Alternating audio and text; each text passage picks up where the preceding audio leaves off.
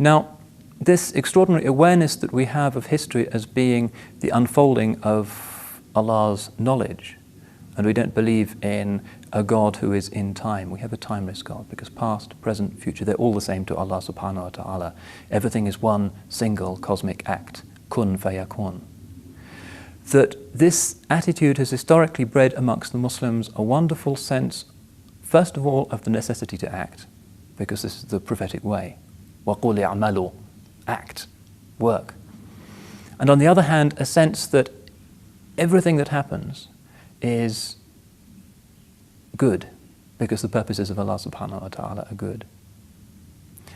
And this virtue of rida historically created Muslim communities whose visitors were always struck by the sense of contentment and serene, resigned acceptance of Allah's decree. And the fact that that's slipping away from us, even though so many other aspects of Islam may seem to be prominent or even coming back to us, is, I think, something that we need to think about. Because it's an impugning and a compromising of our tawheed to suggest that what's happening in today's world is not the direct will of Allah subhanahu wa ta'ala. Sometimes we see in the world manifestations of the divine beauty and grace and forgiveness, and that's preponderant. Sometimes we see in the world manifestations of the divine rigor and wrath.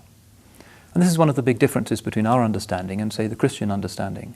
The Christians say God is love, and immediately they can't explain the meningitis virus or concentration camps or whatever, and that's a major source of loss of faith amongst them.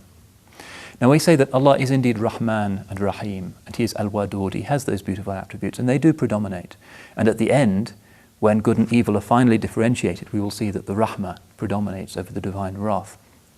Nonetheless, we also believe that Allah is Al-Jabbar, the overwhelming, Al-Muntaqim, the avenger, the judge, Al-Hakim.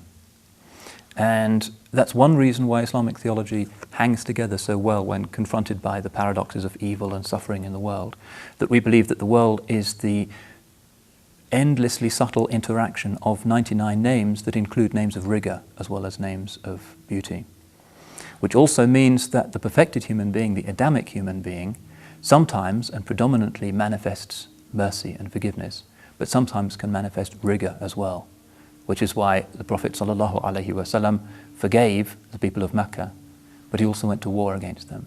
Because he is the true Khalifa, he has those names, and he has within himself something of the Rahmah, and he has within himself also something of Al-Muntaqim, the Avenger.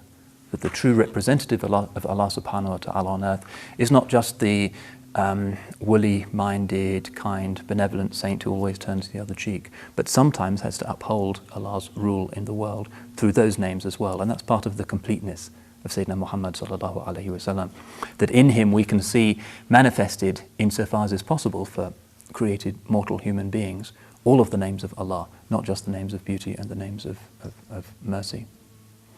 So we look at the world and we see in some periods of Islamic history divine providence, al-inaya, opening the floodgates of blessings to the Muslim ummah, invariably in proportion to the extent to which we deserve it. The Sahaba, everything they did and saw was miracles. The conquests and the conversions and that extraordinary period in history was because they merited it. And at other times of Islamic history, we see other names of Allah subhanahu wa ta'ala manifested, names of rigor. And there can be times also of qabd, of constriction.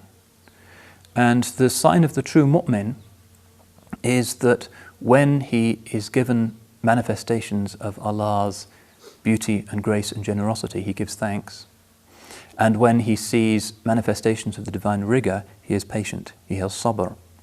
And if he is truly one of the khulafa of Allah subhanahu wa ta'ala, he has this virtue of rida, which is one of the highest of the prophetic virtues.